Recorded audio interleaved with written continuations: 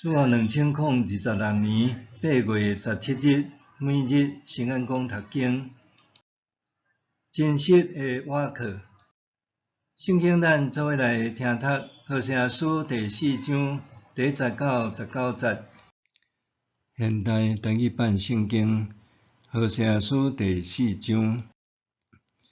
以色列人着听上主的话，上主要控告即对地的子民，因为因无诚实、无仁慈，无人真正捌上帝。迦南地滥杀咒詛、背约、凶杀、偷窃、奸淫、强暴，继续杀人流血。因为安尼，即个地会打去，所有住伫遮的，连田野会兽、空中的鸟，拢会消灭；海里的鱼嘛会无去。毋通互相控告，毋通彼此指责。我责备的是恁遮个做祭司的。日是恁会跋倒，暝是先知嘛会甲恁相款跋倒。我要消灭恁的人民。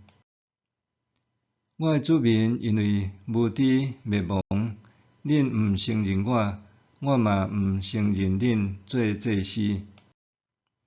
既然恁弃杀恁的上帝的律法，我嘛一定要弃杀恁的子孙。恁祭司的人数愈来愈得罪我，所以我要互恁的尊荣变做见笑。恁爱我的子民犯较侪的罪，通得到较侪赎罪的祭物。安尼，恁祭司会甲人民相款受刑罚。我要照恁的所做办恁，照恁的行为报应恁。恁食袂饱，惊淫生产嘛袂增加，因为恁弃杀上主，去缀别个神明。酒甲新酒会互人失去良知。我的子民去问柴头，抽签卜卦求指示，淫乱的神带因离开正路，因行淫背叛因的上帝。因伫山顶献祭，伫山峦仔烧香，伫遐有上树、杨树、上结树、凉爽的荫影。因为安尼，恁的查某囝淫乱，恁的新妇犯奸淫。虽然恁的查某囝淫乱，恁的新妇犯奸淫，我袂甲因刑罚，因为恁遮的查甫人去甲娼妓另外住，甲寺庙的妓女斗阵献祭，即款无知的人民一定灭亡。虽然以色列淫乱，毋过犹大毋通犯罪，毋通去结嫁，毋通上去逼阿门，毋通记永远的上主咒詛。以色列固执，亲像硬片的牛母，上主减话养饲因，亲像伫开阔的所在养饲羊。既然以法莲甲偶像结连出在因去，因啉甲醉茫茫，搁继续行淫，因爱见笑，无爱用有。风会用湿，甲因卷去，因献互偶像的祭祀，会互因直到见笑。真实的瓦课。1979年1月初1，美国与中华民国断交，连带导致中美共同防御条约失效。伫台湾海外游说力量的努力之下，美国国会后来通过《台湾关系法》，规定美国将向台湾提供必要数量的防卫物资甲技术服务，以使台湾会当维持足够的自卫能力。1982年8月17日，号称上友台的美国总统雷根，却伫国际局势的压力之下，以中共签署817公报，限制美国对台军售。对处在国际孤立困境的台湾人来讲，迄真正是充满焦虑与挫折的日子。对台湾来讲，迄份公报毋单单是一份外交文件，更加是一种陪伴。台湾人捌以为只要安然依附踮大国的保护线下面，生存权就通得到保障。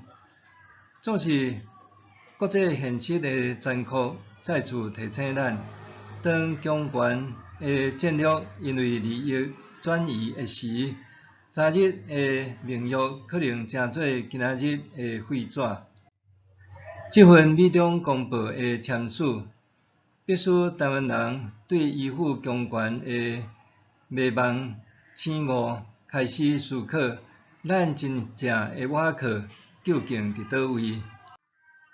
伫何西阿书第4章，上帝透过先知的嘴，对北国以色列发出严厉的控诉，因往插头求启示，听趁插牌的指挥。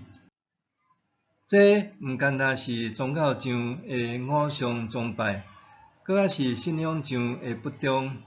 这伫圣经脉络中，意指离弃甲上帝的名誉，转而向外追求虚假的安全保障。817公报的签署，顶落时虽然是一种现实的政治妥协，但是对于今仔日的信仰群体而言，却是一个属灵的提醒。咱袂当将望建立踮变动的国际局势顶面。真正爱倚靠的对象，毋是某一个总统的承诺，也毋是某份条约的保障，是迄位世世代代信息不变的主上帝。就亲像台湾人伫817公报感受到遭受陪伴与鼓励，咱每一个人伫人生的某一寡时刻，也可能经历类似的失落，譬如讲被信任的人离去，原本稳定的工作突然中断，健康闪起红灯等等。这个时刻，毋是信仰，也是人生的终点，反倒是转向上帝的起点。伫孤立中，台湾人开始思考家己的身份认同与责任，每一个人拢着安尼。上帝的带领往往毋是孤立的个体经验，而是伫信仰群体的彼此扶持中受印证的。透过属灵谈判的祈祷、教会的教导、长辈的劝勉，咱通更较清楚辨识上帝的声音，避免落入自我投射的陷阱。真正的安全感不在伫追求强权的庇护，也是得到个人的承诺，实在伫咱对上帝的信靠，互咱伫变动的局势中转向上帝，伫伊的信息里定根，这才是上真实的倚靠。默想，历史的孤立，互人看清楚，强权也是偶像，拢毋是永恒的。伫变动中，我是毋是将安全感建立伫上帝迄份超越时空的信息名誉？历史的孤立，互人看清楚，强权也是偶像，拢毋是永恒的。伫变动中，我是毋是将安全感建立伫上帝迄份超越时空的信息名誉？咱做伙来祈祷，信息的上帝，恳求你医治台湾人被遗弃的创伤，互阮会当定根伫你的真理顶面，求主帮助，互阮伫焦虑中有灵同伴，彼此扶持，奉主耶稣的名求，阿们。愿上帝赐福你，身心灵拢永行平安。